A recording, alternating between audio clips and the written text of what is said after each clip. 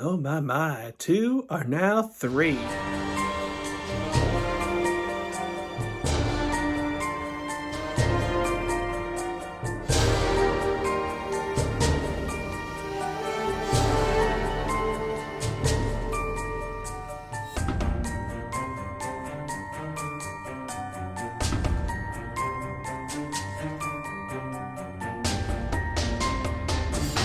So we've been waiting for it, and here it is, finally, the introduction of our favorite little vampire, Claudia.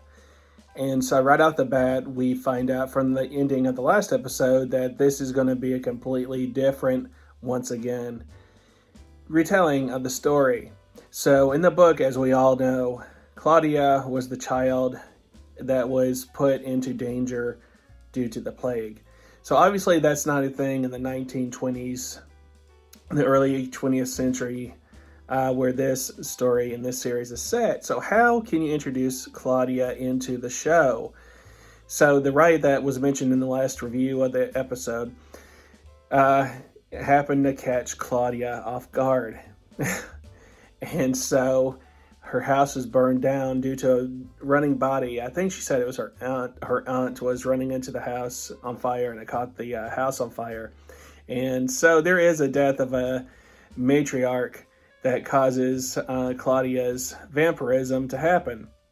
And so, needless to say, Claudia's house burns down until the angel rescues her.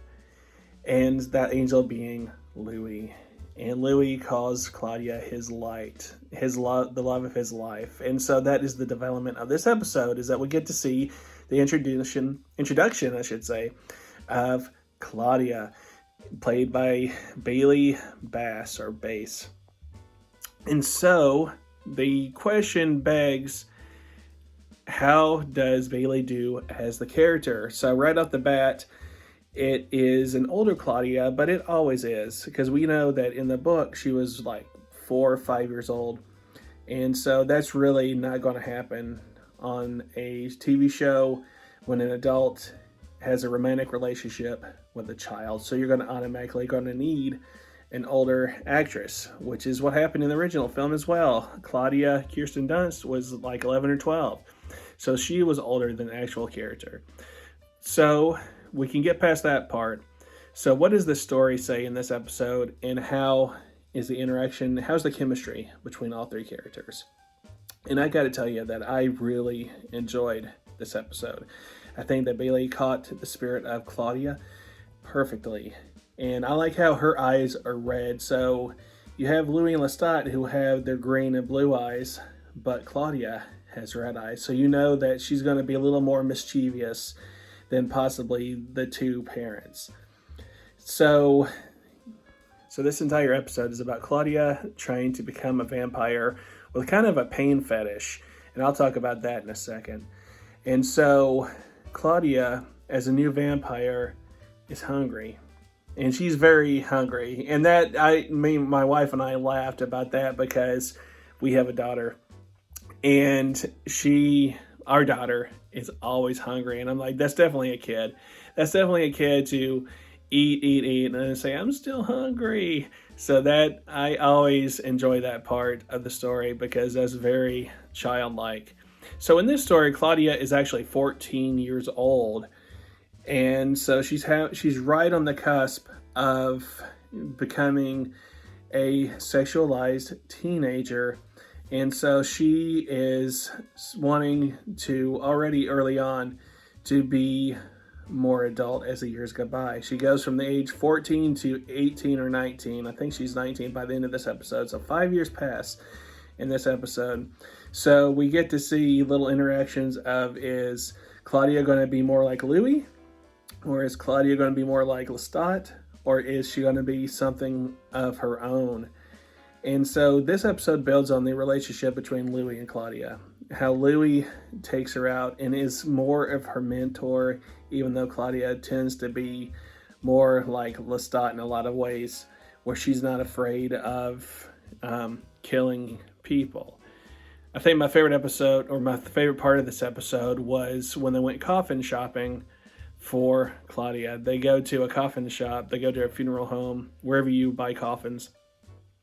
And they buy for Claudia, telling the owner that she's dying, that she's going to be dead soon, so we need to find one that actually really fits her. And it's the joy that Claudia has on her face whenever she is buying a coffin is like nothing you'll ever see. So I think that was my favorite episode. So they told the owner that she's dying and sick, and yet she's so gleeful and joyful sitting in her own pink coffin. I think that was my favorite part of the episode.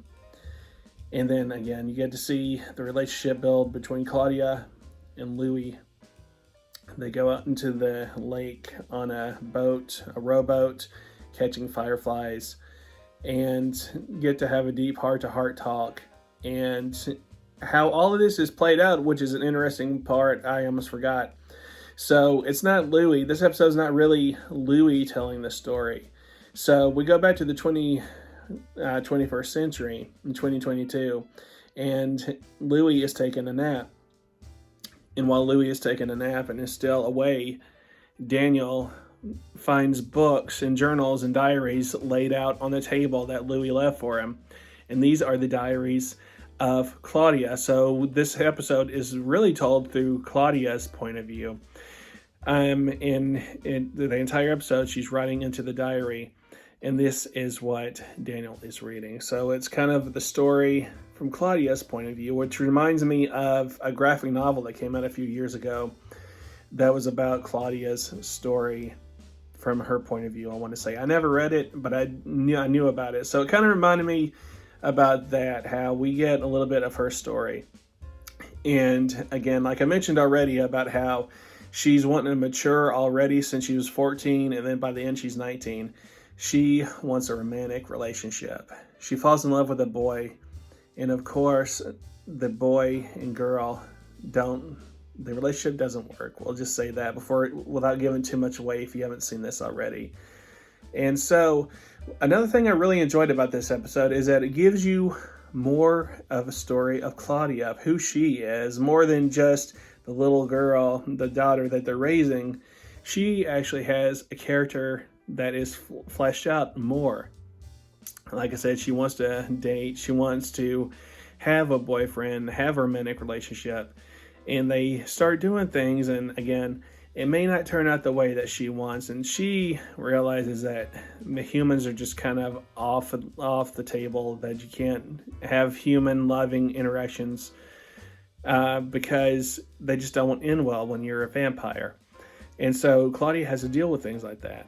And the character portrayed by Bailey is just as mischievous as she is in the books and in the film. So I was completely enamored with her performance, Bailey's performance. I thought she did a really great job. And the chemistry between the three play really well. They work really well together. So it makes me excited to see the future of the episodes coming up, of Louis loving on Claudia, Louis and then Lestat being her mentor as well, teaching her how to kill. And she kills very more messy than the others, we'll just say. And it gave me, I think we're set now. I'll just say I think we're set now. We have our three characters now. We got Louis, Lestat, and Claudia, and they really have a great chemistry on the screen. And it has me really excited for the next episode. So I really enjoyed it.